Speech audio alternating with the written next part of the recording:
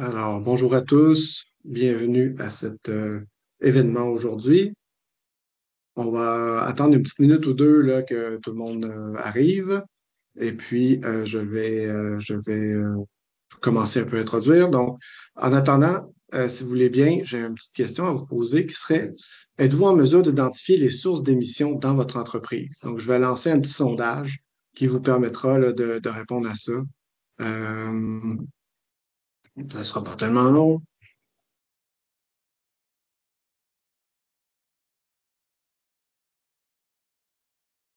C'est de la misère avec ça, évidemment. Je sais pas si Jérémy était plus capable de le lancer, on dirait que j'ai pas le. OK, ici. Oh, c'est le deuxième. Ouais, c'est ça. Bon. Euh, je vais juste faire ça un petit instant. Excusez-moi pour le mal de cœur. Donc, ici, voilà. Puis, rouvrez le son. Donc, ça devrait apparaître là à votre écran. Désolé pour le petit interlude. Excellent. Alors, je pense qu'on a récupéré encore plusieurs personnes. On va pouvoir commencer le webinaire en tant que tel. Donc, bienvenue à tout le monde pour ce webinaire. Et puis aujourd'hui, ben, il y a Dominique et Catherine, Dominique de Data Service Conseil et Catherine Rothschild de QuébecNet Positif qui vont intervenir. Moi, je vais être un peu le chef d'orchestre, mais on va avoir des experts qui vont nous parler ici là, du sujet d'aujourd'hui, changement climatique et bilan carbone. Donc, je vous répète, pour ceux qui n'étaient pas là, j'ai lancé un petit sondage que vous pouvez répondre. Êtes-vous en mesure d'identifier les sources d'émissions dans votre entreprise? Également, je vais vous dire que la présentation est enregistrée, elle sera vraiment rediffusée. Donc, si vous voulez, c'est à vous de savoir si vous voulez garder votre micro ouvert ou pas. Il y aura une période de questions aussi à la fin. Ensuite, donc la présentation aujourd'hui, donc on va faire une présentation de PME en transition et d'Adar Service Conseil. On va parler ensuite d'initiation au changement climatique. On va parler du baromètre de la transition de Québec Net Positif, du cadre de l'inventaire des GES et ensuite il y aura une période de questions. Donc, je passe la parole à Catherine. Bonjour tout le monde, bien content d'être ici avec vous ce midi. Donc, en fait, on lance aujourd'hui là, ce micro-programme proposé par ADER. Donc, on fait ça en collaboration. Je tiens d'ailleurs à remercier ADER là, qui sont très impliqués dans ce projet qui est PME en transition. PME en transition, c'est une recherche-action collaborative qu'on mène chez Québec Net Positif depuis la dernière année et demie. Puis en fait, ça vise à vraiment mieux comprendre comment aider vous, les PME manufacturières, à s'engager avec succès, en fait, dans la transition. Donc, pour ceux qui ne nous connaissent pas, en fait, Québec Net Positif, on est un laboratoire d'idées indépendant, hein, et puis en fait, notre raison d'être, c'est vraiment d'accélérer la transition vers une économie sobre en carbone et même net positive. Donc, PME en transition, là, je tiens à remercier les partenaires financiers. Donc, partenaires financiers étant Environnement Canada et Changement climatique, ainsi que la Banque Laurentienne. Puis, l'initiative PME en transition, en fait, se fait en appui au groupe consultatif pour la carboneutralité du Canada, hein. Donc, l'initiative aussi regroupe là, de nombreux collaborateurs, hein. Donc, vous voyez ici là, les différents logos. Donc, tout ce beau monde ensemble depuis la dernière année et demie, on est sur le terrain justement à réaliser différentes activités, une communauté de pratique, des activités de prospective, ainsi que de nombreuses diffusions là, justement d'informations comme ça. Et l'initiative se poursuit donc jusqu'à la fin de l'année 2024. Donc, voilà, si vous voulez en savoir plus, vous pouvez aller directement sur le site. Là, je peux partager l'adresse de Québec Net Positif. Merci beaucoup. Puis, je te repasse la parole, Félix. Oui, merci Catherine. Donc, dans Service Conseil, c'est une firme en économie sociale qui aide les entreprises à faire une transition éco-responsable. Donc, on a une quinzaine d'années et puis on accompagne beaucoup les PME, des plus grandes entreprises aussi, des municipalités, des institutions. Donc, on est là-dedans. On offre le plus possible des services clés en main. Puis, ben, c'est ça, on a réalisé pas mal de mandats à travers depuis plus de 10 ans, presque 15, je dirais. Donc, plus de 400 mandats, plusieurs cohortes aussi. On aime ça fonctionner en cohorte. Donc, voilà pour Adair. Et puis, vous dire aujourd'hui que l'événement est comme produit par Espace DD, dans le fond, qui est un projet d'Adair Service Conseil. Donc, Espace DD, c'est une plateforme avec lequel on a sur lequel il y a des membres qui sont engagés dans leur transition, puis qui veulent partager avec les autres, qui veulent avoir des événements comme aujourd'hui, qui ont des outils pour les aider à faire la transition dans différentes thématiques. On a 9 thématiques en ligne en ce moment. Donc, j'imagine que vous êtes inscrit, vous avez passé par là pour vous inscrire. N'hésitez pas à aller voir espacedd.ca pour voir un peu plus d'informations ou me contacter si vous souhaitez avoir plus d'informations également. Alors, je passe la balle à Dominique. Oui, merci beaucoup, Félix. Donc, le but de ce premier segment est de vous faire un survol en la matière sur la théorie sur les changements climatiques.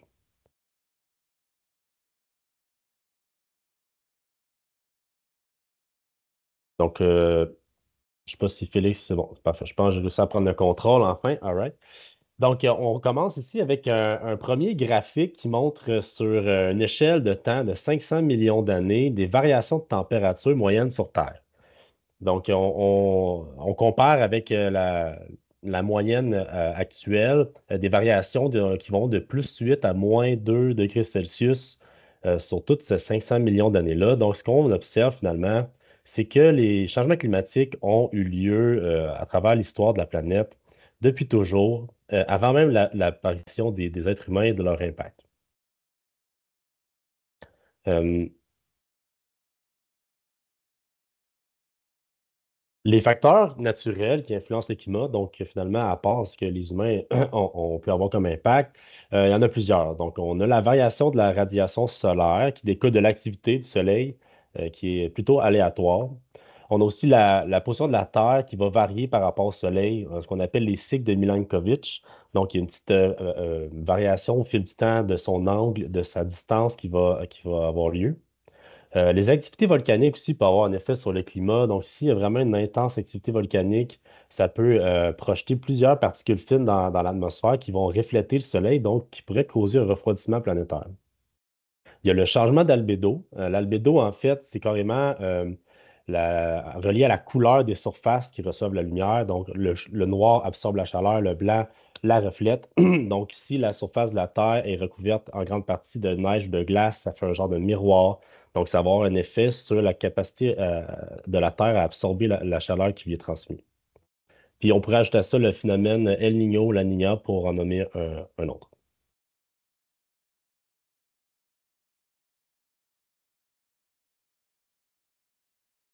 Voilà. Donc, ici, le prochain graphique montre une relation entre la concentration de CO2 dans l'atmosphère et la température moyenne sur Terre. Donc, on a sur une échelle de temps encore de 800 000 ans, cette fois-ci, on voit en bleu la concentration en parties par million de gaz carbonique, de CO2, et de la température en rouge. Donc, ce qui est facilement observable, finalement, c'est qu'il y a définitivement une corrélation entre ces deux variables, sans nécessairement expliquer la cause à effet. On sait que la proportion de CO2 dans l'atmosphère et la température terrestre sont intimement reliées. Mais ce n'est pas seulement une simple corrélation. Évidemment, il y a un lien derrière tout ça qu'on est capable d'expliquer. Donc, c'est ce qu'on appelle l'effet de serre. Donc, on se pose la question, pourquoi les GS affectent-ils le climat? Ben, d'abord, le soleil dégage de la lumière, donc il émet de la lumière qui va rentrer en contact avec la Terre. Euh, la... Je vais faire apparaître. Voilà. Donc, on voit ici le spectre lumineux du Soleil. Donc, dans l'axe des X, c'est la longueur d'onde, puis dans l'axe des Y, c'est l'intensité lumineuse. Ce qu'on observe avec ce graphique-là, c'est que, euh, en fait, la partie principale de la lumière envoyée par le Soleil concorde parfaitement avec le spectre, la portion qu'on appelle visible du spectre lumineux. Donc, c'est pas un hasard, hein. Les yeux des animaux, comme ceux des êtres humains, se sont développés pour s'adapter, être capables de percevoir la lumière qui était la plus disponible sur Terre. À cause de ce phénomène-là, on associe beaucoup la lumière à la lumière visible. Mais en fait, le spectre électromagnétique s'étend beaucoup plus largement que ça. Et notamment, le Soleil envoie aussi des infrarouges qui sont invisibles à l'œil nu, mais qui sont particulièrement facilement absorbables par la matière. Donc, toute cette lumière-là va rentrer en contact d'abord avec l'atmosphère de la Terre. Une partie de cette lumière-là va être directement reflétée dans l'espace. Une autre partie de cette lumière-là va être absorbée par l'atmosphère, donc l'air, les nuages, qui va réchauffer l'air. Puis tout ce qui ne sera pas affecté par l'atmosphère va finalement atteindre la surface de la Terre. Et un peu le même phénomène va se produire à cet endroit-là. Donc, sur la surface de la Terre, il y a une partie de la lumière qui va être reflétée, puis une autre partie qui va être absorbée par la Terre. Donc, tout ce qui est reflété, autant par la surface que par l'atmosphère, qui va rejoindre ultimement l'espace, n'aura aucune incidence sur le réchauffement de la planète. Ça fait juste arriver puis repartir. Tandis que tous les rayons du Soleil, qui eux vont ultimement être absorbés par la Terre, vont réchauffer la planète. Donc, le Soleil continuellement réchauffe la planète Terre. Euh, En contrepartie, pour compenser, ben, la Terre, en s'échauffant, va rayonner à son tour. Donc, en effet, c'est ça qui est intéressant de comprendre, c'est que la Terre va, tout comme le Soleil, émettre de la lumière, simplement que la lumière émise par la Terre est 100% dans le spectre infrarouge, donc invisible à l'œil nu. C'est le rayonnement de la Terre ici qu'on va dire qu'une partie du rayonnement est piégée par les gaz à effet de serre. Donc, quand on parle de piéger, c'est que la lumière va rentrer en contact avec des molécules dans l'air, dont le dioxyde de carbone. Puis, celui-ci va absorber la lumière puis la réémettre dans une direction aléatoire. Donc, dans plusieurs des cas, ben, en fait, la lumière va être réémise vers le bas et donc, on va dire que ce rayonnement-là va être piégé ou en fait va réintégrer le système ou rester dans le système planétaire. On pourrait se demander à ce moment-là pourquoi l'effet de serre ne fonctionne pas dans l'autre sens, hein. Pourquoi est-ce que lorsque la lumière du soleil entre en contact avec l'atmosphère, est-ce que le CO2 n'a pas d'interaction pour le faire renvoyer vers l'extérieur? La raison de ça, c'est que chacun des gaz qui vont interagir avec la lumière vont vraiment interagir avec une longueur d'onde spécifique de la lumière. Dans le cas du CO2, il est particulièrement efficace pour interagir avec une lumière, donc la longueur d'onde est d'environ 15 micromètres, c'est-à-dire une longueur d'onde qui correspond à la lumière qui est émise par la planète Terre.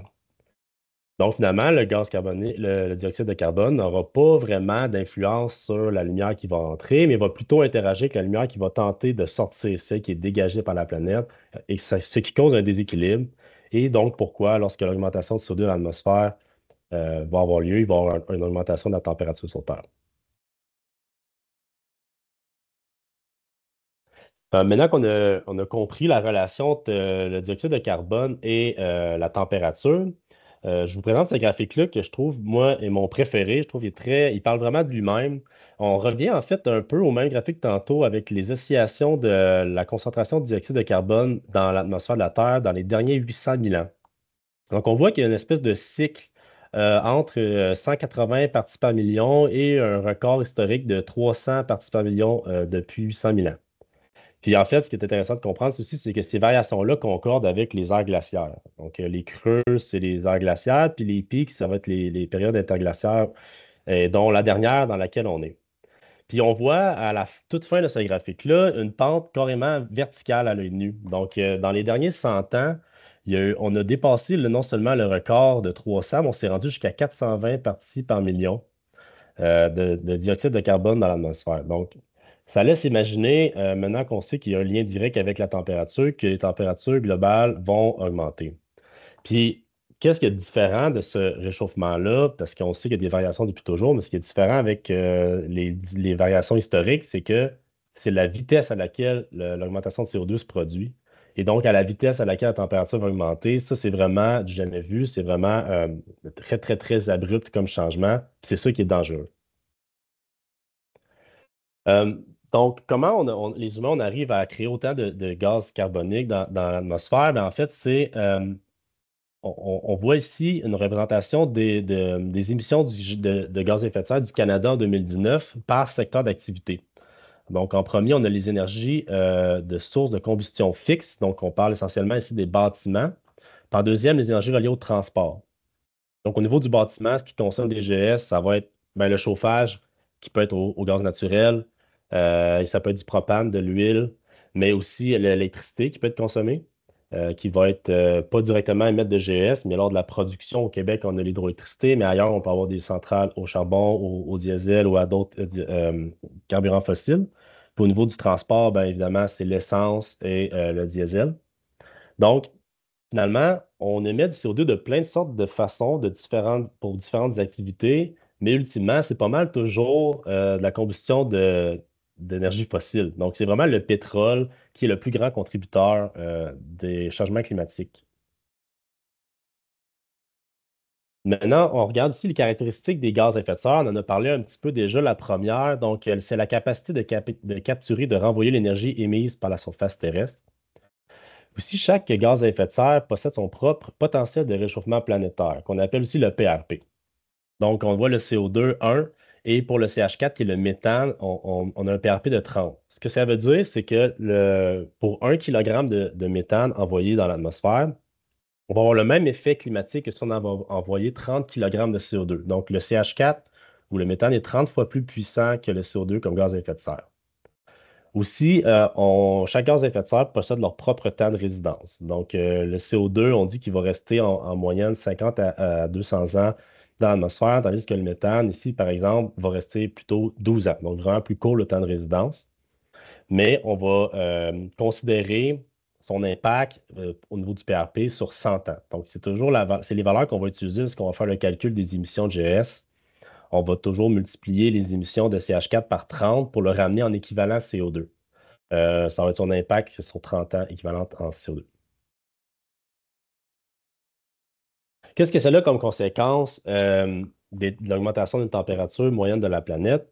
Il y en a vraiment plusieurs. La perte de biodiversité et les extinctions de masse. On peut avoir des augmentations de précipitations à certains endroits et une augmentation des sécheresses à d'autres endroits. Ça va causer la fonte des glaciers aux pôles, ce qui va occasionner la hausse des niveaux de la mer. L'augmentation de la température des océans et de leur acidité aussi. On observe aussi une augmentation de la fréquence et de l'intensité des phénomènes météorologiques extrêmes. On pense beaucoup aux ouragans. On les a même vus beaucoup au Québec, au Canada dans les dernières années. Donc, les feux de forêt, les inondations sont de plus en plus fréquentes.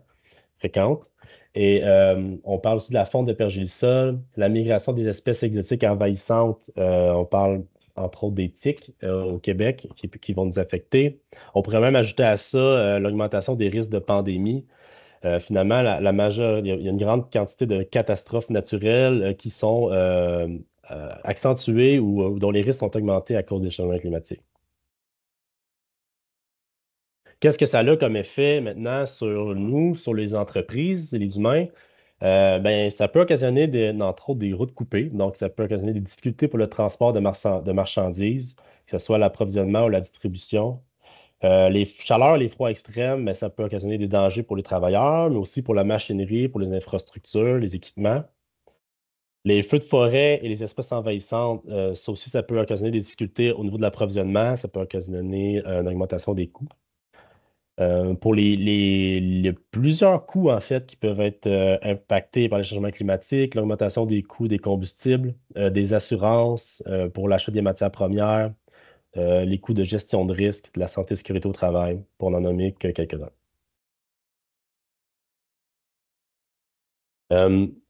Agir pour réduire, en fait, on parle qu'il faudrait vraiment ralentir autant nos émissions de gaz à effet de serre pour stabiliser le climat sur Terre.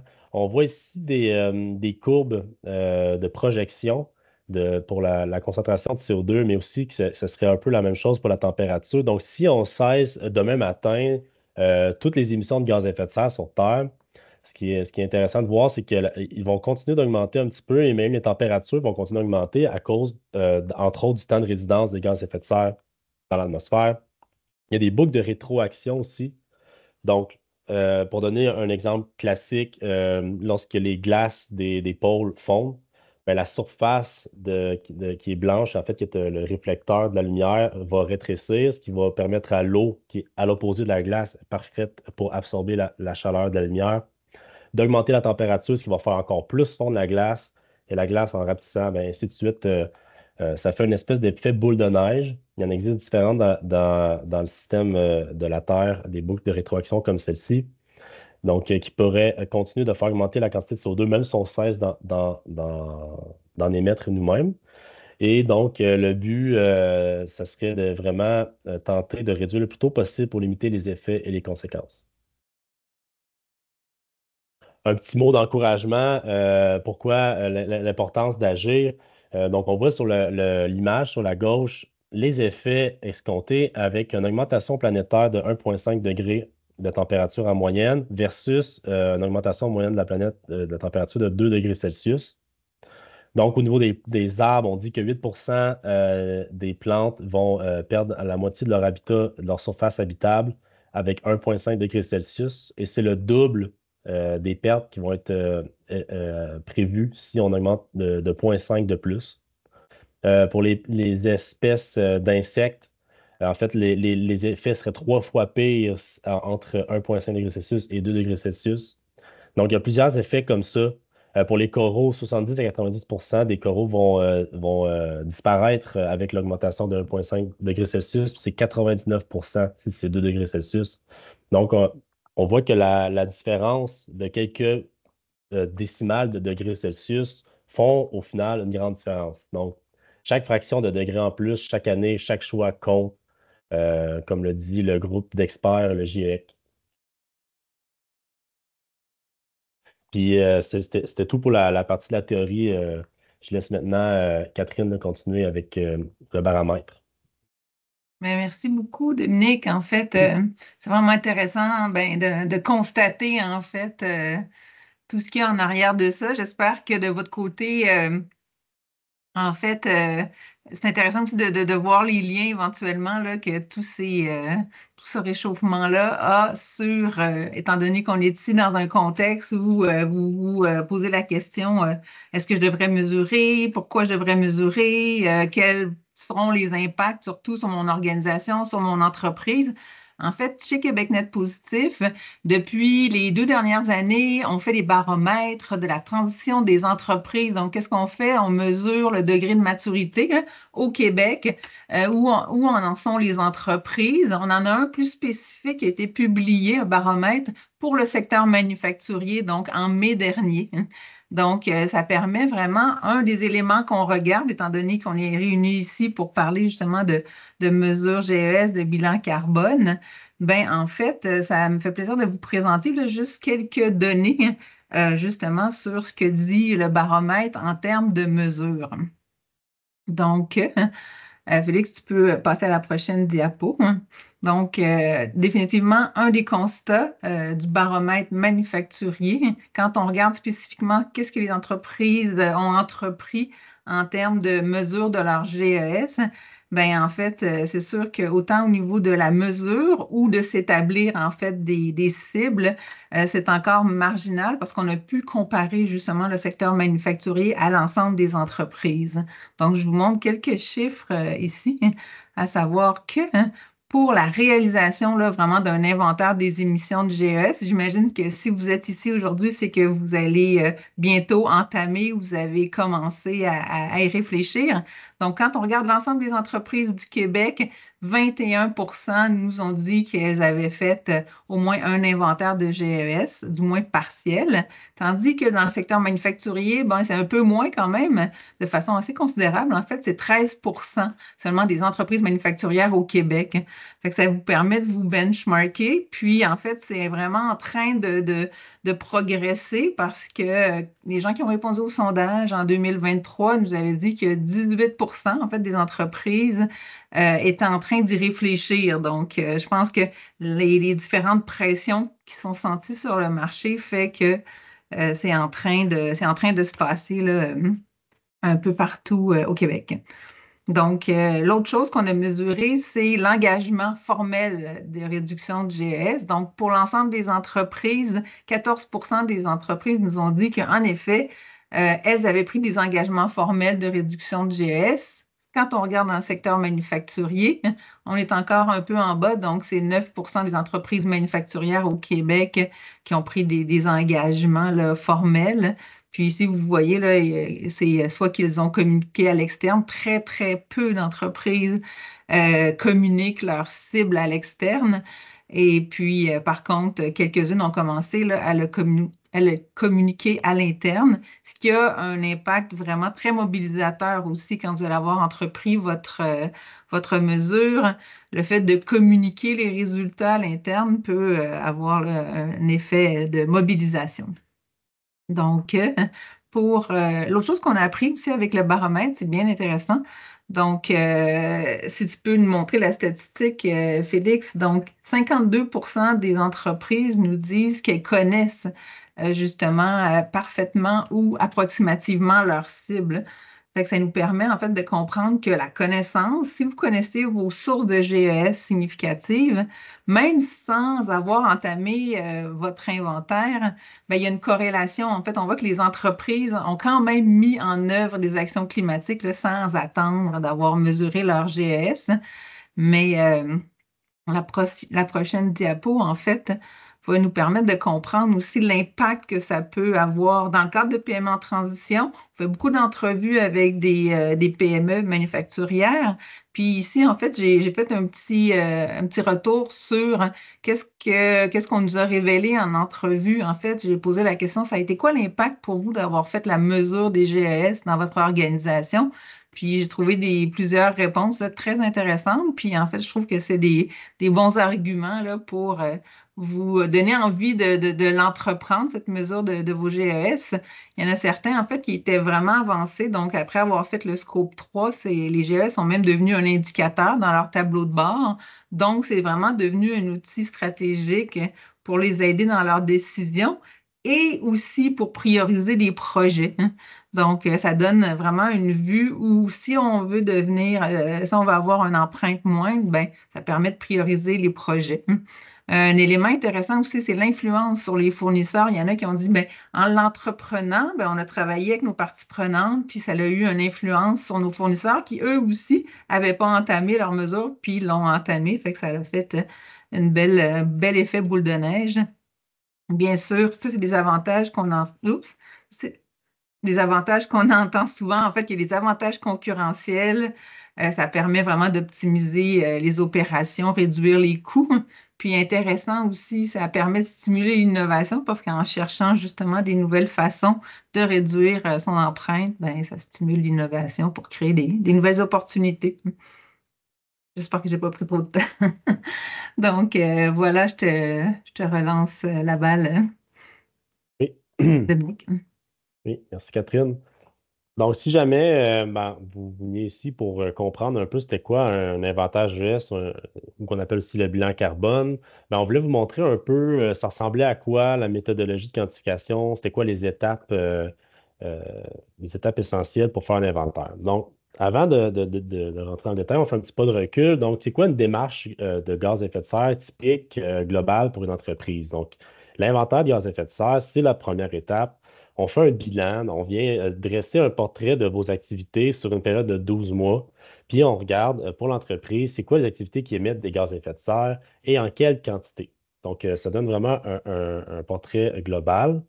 Puis une fois qu'on a analysé les résultats de l'inventaire, on génère généralement ce qu'on appelle un plan d'action ou un plan de réduction des gaz à effet de serre. Donc, le but du plan d'action, c'est vraiment de cibler des opportunités pour réduire l'impact GES des activités de l'entreprise.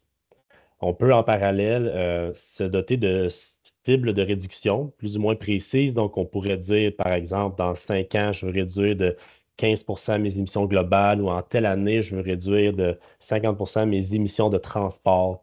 Donc, on peut se donner différentes cibles comme ça qu'on souhaite atteindre selon les stratégies de l'entreprise.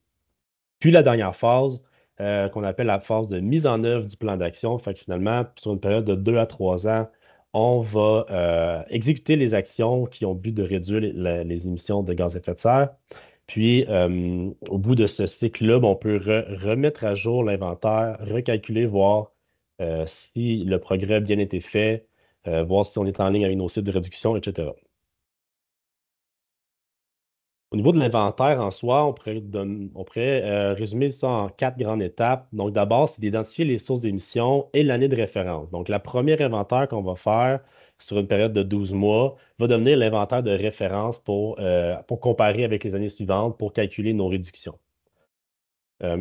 Ensuite, on va passer dans la phase de collecte de données. Là, ça va être vraiment au niveau de l'entreprise à l'interne, d'aller chercher les données qu'on aura identifiées à la première étape, qui seront nécessaires pour faire le calcul des GES. Puis après ça, troisième étape, ben là, on va faire le traitement des données, faire les calculs, pour ensuite de ça, obtenir les résultats finaux du bilan, faire l'analyse des résultats pour s'aligner, qui va nous permettre de nous aligner pour un plan de réduction. Donc, lorsqu'on va sélectionner les sources d'émissions sont catégorisées dans différentes catégories ou des scopes. La catégorie 1 ou le scope 1 sont vraiment les émissions qu'on appelle directes. Donc, ça, c'est les émissions qu'on pourrait dire qui vous appartiennent. C'est des émissions qui proviennent de vos équipements, de vos bâtiments, de vos véhicules, qui sont émises directement. Donc, généralement, il va y avoir une cheminée avec un gaz qui va sortir directement de votre bâtisse ou de votre voiture avec le tuyau d'échappement. C'est vraiment des émissions qu'on appelle directes. Donc, celles-là, on va toujours les inclure en entier. Ensuite de ça, il y a plein d'autres sources d'émissions dans le scope 2 et 3, ou selon la norme ISO, c'est les catégories 3, 4, 5 qu'on va inclure. Ça peut être la fabrication des biens et services achetés. Donc, pour un manufacturier qui va acheter beaucoup de matière, bien, cette matière-là, il y a eu des émissions là, pour extraire la matière première, la transformer, la transporter. Ça peut être les transports plus directs de votre approvisionnement ou de votre distribution qui vont émettre des émissions. Mais là, ça va être fait par des fournisseurs. Donc, ce n'est pas vos camions, ce n'est pas vos émissions directes à vous. Par contre, c'est associé à vos activités et vous avez une influence potentielle sur ces émissions-là. Ça peut être la gestion de vos matières résiduelles, le transport de vos employés, les voyages d'affaires, etc. Donc, toutes ces sources d'émissions-là, quand même qui ne sont pas émises par vos équipements, du moment qu'on pourrait évaluer qu'il y a un potentiel d'influence sur la source d'émission, on va considérer qu'elle est pertinente de l'inclure dans l'inventaire, puis on pourra la calculer. Comme ça, on pourra s'attaquer à réduire cette source-là, même si elle ne vous appartient pas. Donc, comment on débute la collecte de données? C'est, comme je l'ai expliqué, c'est avec la sélection des sources d'émissions qui concernent votre entreprise. Donc, nous, on vous rend compte, on part avec une liste de sources d'émissions qui ressemble à celle-ci. Donc, on voit ici consommation d'électricité, gaz naturel, propane, mazout. Pour chacune de ces émissions-là, en descendant, on va dire est-ce que cette source s'applique à vous, oui ou non? Celles qui ne s'appliquent pas à vous, ben, ils vont être ultimement retirées de la liste. Puis on va terminer avec une liste des sources d'émissions qui s'appliquent à votre entreprise. Puis on a une colonne avec des indications pour la collecte de données. Donc, pour chacune de ces sources d'émissions-là, on va indiquer, préciser qu'est-ce qu'on a besoin comme information pour nous permettre de faire le calcul. On peut adapter aussi ces indications-là en fonction de votre réalité, de ce qui est disponible comme information de votre côté. Puis après ça, ben, cette liste-là va devenir un guide pour la collecte de données pour faire un suivi. Donc, dans la dernière colonne ici, on a mis un endroit pour faire le suivi. Donc, on va, en communiquant avec vous périodiquement, on va voir comment se déroule la collecte. Puis à la fin, quand on aura tout coché avec des crochets verts, ben, on saura qu'on a toutes les données en main pour faire le calcul. Des exemples de données qu'on va vous demander, par exemple, pour l'électricité, les combustibles, souvent, on va demander des factures de fournisseurs ou des valeurs que vous aurez extraites des factures des fournisseurs. Par exemple, pour le déplacement du personnel pour se rendre au travail, ben là, on n'a pas vraiment les données accessibles. Donc, souvent, on va passer par un sondage que vous allez partager à vos employés qui vont pouvoir répondre comment ils se rendent au travail, combien de fois par semaine ou par année, quel moyen de transport, quelle distance. Pour le transport de marchandises, on va typiquement vous demander c'est quoi le mode de transport, quelle est la distance, quel est le poids importé. Pour la production des matières premières, on va vous demander un peu c'est quoi les caractéristiques du produit ou des produits que vous achetez. Est-ce que votre acier, c'est de l'acier à base de recyclé? Il provient de quel pays, de quel fournisseur? Puis, traitement des matières résiduelles, ben, combien en quantité ou sinon, quel est le volume des conteneurs, le nombre de levées que vous faites par année pour les déchets, recyclage, etc. Donc, c'est des exemples de données qu'on va vous demander de collecter pour qu'on puisse réaliser l'inventaire. Ensuite de ça, ben, l'inventaire GS, c'est quoi la forme que ça prend? Ben, c'est un calculateur qui est dans Excel, dans lequel on va entrer les données qu'on aura collectées. Puis ce calculateur-là est monté pour pouvoir calculer les émissions de GES associées aux consommations. Donc, on a un exemple ici pour le bâtiment, électricité, gaz naturel, avec les quantités rentrées en mètres cubes, en kilowattheure. On a des GES à la sortie. Les GES sont le CO2, le CH4, le NDO. Mais l'important, c'est qu'on ramène tout ça en équivalent de CO2. Donc, c'est vraiment cette métrique-là qui va être celle à laquelle on va porter notre attention. Comment c'est calculé? En fait, dans le calculateur, on a une feuille avec l'ensemble des facteurs d'émission. Ce qu'on appelle les facteurs d'émission, c'est tous les facteurs de conversion qui permettent de partir de la donnée brute puis d'arriver à l'émission. Donc, par exemple, ici, pour le propane, on voit que par exemple, on s'attarde au CO2 équivalent, on a 1,55 kg de CO2 équivalent qui va être émis par litre de propane consommé au niveau du résidentiel, au niveau des consommations fixes. Puis, ben, tous ces facteurs-là, nous, on va les mettre à jour l'année même pour avoir vraiment les derniers facteurs disponibles selon toutes les sources crédibles, là, gouvernementales ou etc. qu'on va utiliser. Puis, ultimement, ben, dans l'inventaire, dans le calculateur, on a un onglet synthèse dans lequel on va avoir le tableau total qui va montrer la somme des émissions pour chacune des sources, le sous-total par catégorie, puis aussi une représentation là, graphique pour montrer en ordre décroissant quelles sont les sources les plus importantes aux moins importantes. Un constat qui arrive souvent lors du bilan, c'est que sur une peut-être 20-25 sources d'émissions qu'on va calculer, il y en a une dizaine que la somme d'entre elles va donner moins de 0,1 ou de 1 de vos émissions. Donc, il y a des grands écarts d'ordre de grandeur généralement qui vont s'avérer entre les différentes sources d'émissions. Donc, d'où l'importance de faire le bilan GES, parce que ça permet d'identifier vraiment les sources d'émissions peut-être qui ne valent pas la peine d'être considérées ou de s'attarder trop, puis lesquelles il faudrait vraiment se pencher. Donc, pour le secteur manufacturier spécifiquement, quelles seraient les sources d'émissions les plus importantes ou qui ressortent généralement comme étant dominantes? J'en ai énuméré quelques-unes. D'abord, la première, vraiment, très souvent pour un manufacturier, c'est la production des matières premières. Donc, si la matière première que vous utilisez est du plastique ou du métal, de l'acier, de l'aluminium, peu importe, vous allez souvent, généralement, en acheter en très grande quantité dans l'année. Puis, ben, la production de juste, par exemple, d'un barreau d'acier, ben, va passer par l'extraction, tu sais, par des mines qui vont faire l'extraction du minerai, le transport, il va y avoir la transformation. Il y a plusieurs étapes de transformation pour la mise en forme du produit final sur la tablette du vendeur à laquelle vous allez l'acheter. Donc, toutes ces étapes-là en amont, qu'on appelle cradle to gate, ou c'est les étapes en amont du cycle de vie, il y en a beaucoup dans la chaîne et quand ça s'additionne, ça fait beaucoup d'émissions par kilogramme, par tonne de matière achetée. Donc, pour les manufacturiers, généralement, ça va être la première, ça va être du moins des premières qu'on va considérer. Ensuite, on va dans les émissions directes des entreprises. Bien, les manufacturiers ont des usines. Les usines, souvent, la combustion des gaz naturels pour le chauffage. Ça peut être aussi, dans certains cas, pour des procédés. Donc, dans les combustions, dans les émissions directes, nous, de notre expérience, on ressent souvent le gaz naturel comme étant la source dominante dans les émissions directes. Si je pourrais aussi ajouter à ça certaines entreprises qui auraient beaucoup de véhicules ben, pour avoir une combustion d'essence, mais c'est un cas plus rare. Alors, après ça, on a le déplacement du personnel. Peut-être qu'une source d'émission qu'on peut oublier parfois, mais tout le déplacement des employés pour se rendre à tous les jours au travail, pour repartir à la maison, c'est beaucoup, beaucoup d'émissions. C'est pas des émissions qui vous appartiennent, qui sont peut-être pas particulièrement reliées à vos activités, mais quand même sur lesquelles vous pouvez avoir une forme d'influence. Donc, on pourrait favoriser le covoiturage, on pourrait assurer que le transport en commun est peut-être accessible financièrement, etc. Puis, je rajouterai au déplacement du personnel, le déplacement d'affaires, évidemment. Donc, s'il y a beaucoup de déplacements en avion, surtout fait par l'entreprise, ça peut s'avérer être un poids significatif. Transport des matières premières, donc les matières premières, on a parlé de leur production, mais s'ils sont achetés qui venaient d'autres pays, il y a des grands transports en bateau, transports en camion, donc c'est des sources d'émissions qui vont généralement s'avérer aussi significatives. C'est aussi une source d'émission qui est souvent considérée comme par les gens dans leur tête avant de faire la quantification comme étant la plus grande source d'émission.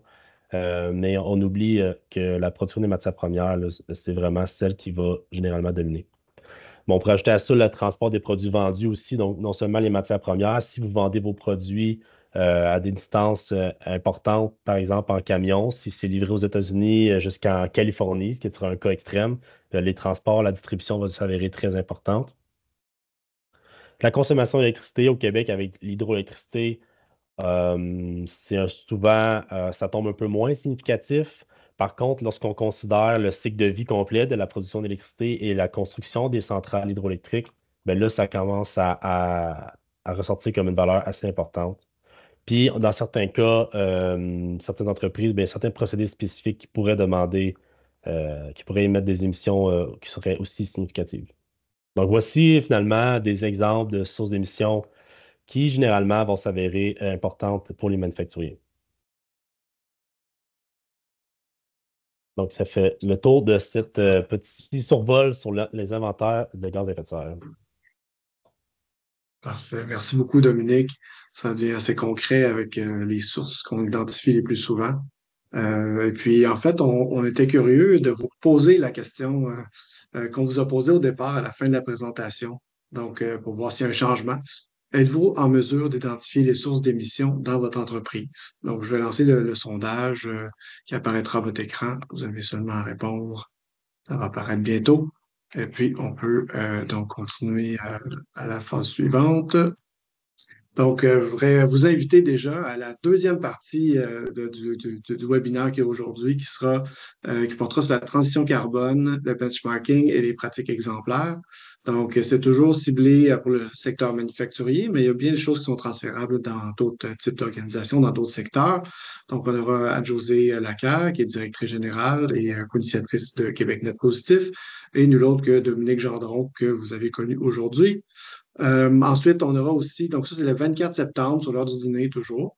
Et puis ensuite, il y aura le 26 septembre un autre événement qui s'adresse plutôt aux organismes municipaux. Donc, je pense qu'il y avait quelques personnes qui étaient inscrites, qui étaient justement qui faisaient partie d'organismes municipaux. Donc, on vous invite à démystifier le plan climat, donc ce fameux plan qui vous aidera à mieux saisir les enjeux climatiques. Donc, on voulait vous expliquer un peu, démystifier tout ça. Donc, on fera avec Catherine Gaulin ici, une de mes collègues, et à François Lafortune, qui est quelqu'un de bien connu là, dans ce domaine-là, ce milieu-là. Alors, on vous invite. Ensuite, ben, on serait rendu à une période de questions. Pendant ce temps-là, j'ai ouvert les micros là, pour tout le monde. Et puis, vous pouvez lever la main tout simplement pour que je vous donne votre tour de parole. Et puis, vous pourrez aussi scanner le code QR qui est là pour répondre au questionnaire un peu d'appréciation de l'événement. Donc, on va vous transférer le lien aussi dans le chat ou par courriel, Jérémy. Donc, on va vous le transférer également. Alors, voilà pour ça. Alors, ben, je vous remercie pour votre participation. Pour ceux qui doivent quitter, on vous dit au revoir. Pour les plus curieux qui aimeraient poser des questions, ben, ça serait le temps d'activer votre micro, de lever votre main pour qu'on puisse échanger là-dessus.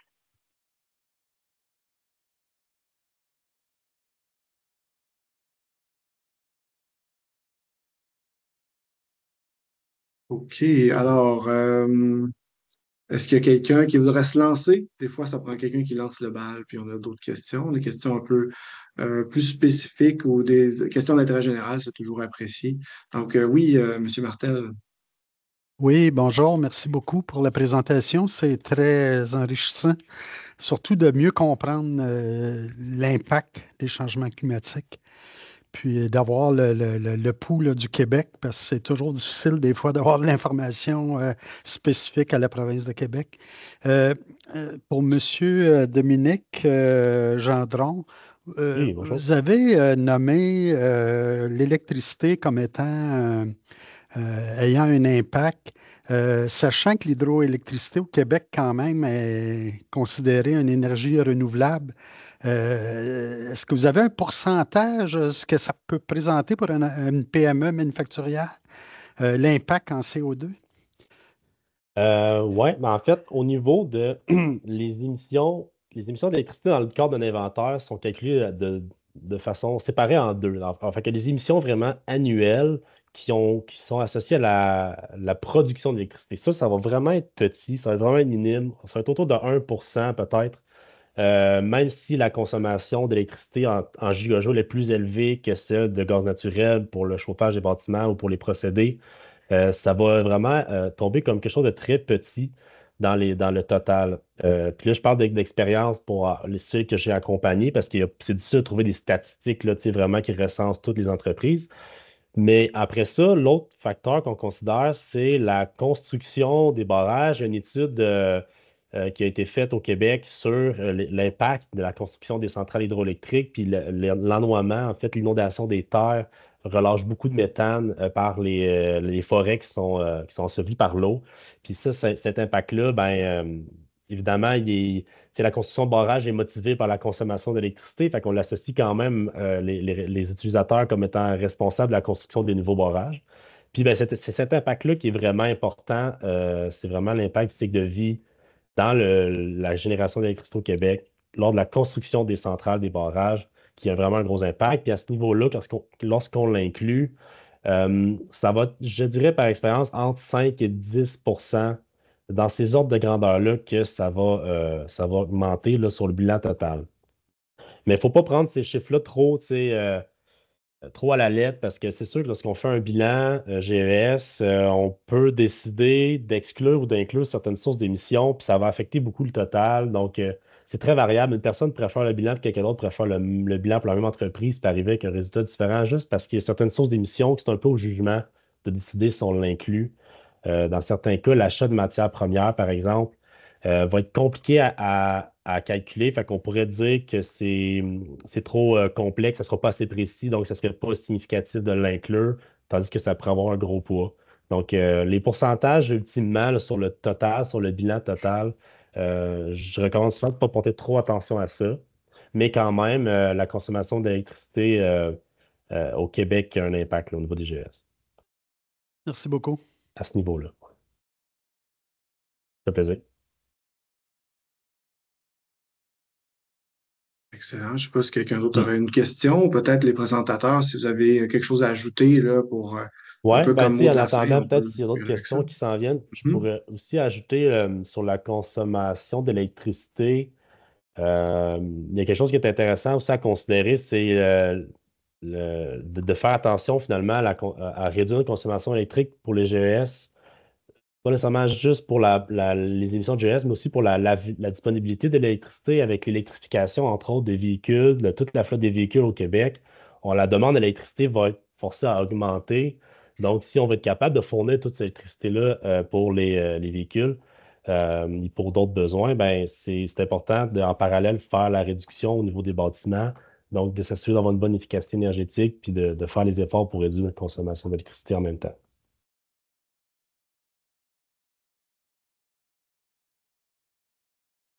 Parfait, merci beaucoup. On approche tranquillement la fin de l'heure du dîner. Il y a des gens qui retournent au travail tranquillement. Mais pour les gens qui sont là, est-ce que vous avez d'autres choses que vous vouliez avoir des précisions sur les effets des changements climatiques, sur des statistiques qu'on a au niveau des entreprises qui sont investies là, dans une démarche carbone? N'hésitez pas. Sinon, Catherine, est-ce que tu aurais, toi, un genre de mot de la fin ou quelque chose à ajouter à ta présentation? Mais en fait, étant donné que j'ai donné juste quelques petits, de petits chiffres là, sur le baromètre, mais sachez en fait que le baromètre est disponible sur notre site. Je l'ai mis là, en lien si vous voulez y accéder pour. En fait, c'est très apprécié les chiffres pour pouvoir se benchmarker, justement, savoir où en sont les entreprises au Québec. Chez Québec Net Positif, on va sortir le prochain baromètre, donc le 19 novembre prochain. Donc, on va avoir des chiffres très intéressants. Puis, justement, dans le cadre de PME en transition, Il y aura un rapport aussi qui va sortir en janvier prochain.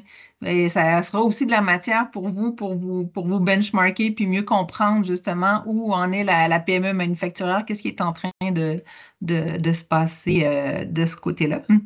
Et puis, en fait, il y a tellement d'arguments. Moi, c'est comme plus un mot de la fin positif, mais il y a tellement d'arguments qui fait que pourquoi on devrait mesurer, c'est un exercice qui, au départ, peut paraître fastidieux, mais moi, je me suis fait dire en toutes les entrevues, c'est quand tu es rendu à ton deuxième tour de roue, en fait, la deuxième année, ça devient tellement plus facile. Je pense qu'avec des outils comme des calculateurs comme Adair a développé, ça donne un vraiment bon coup de main. Puis aussi, tous les chiffres le disent, pas juste l'enquête du baromètre, mais vraiment d'aller chercher l'expertise, d'aller chercher l'expertise. Si on ne l'a pas à l'interne parce qu'on est une petite entreprise, puis on n'a pas cette expertise-là à l'interne, ça vaut vraiment la peine d'aller la chercher à l'externe parce que quand on regarde qu'est-ce qui fait bouger, puis qu'est-ce qui donne justement tous les bénéfices nécessaires, ben c'est d'avancer en fait avec l'expertise interne et externe ou externe.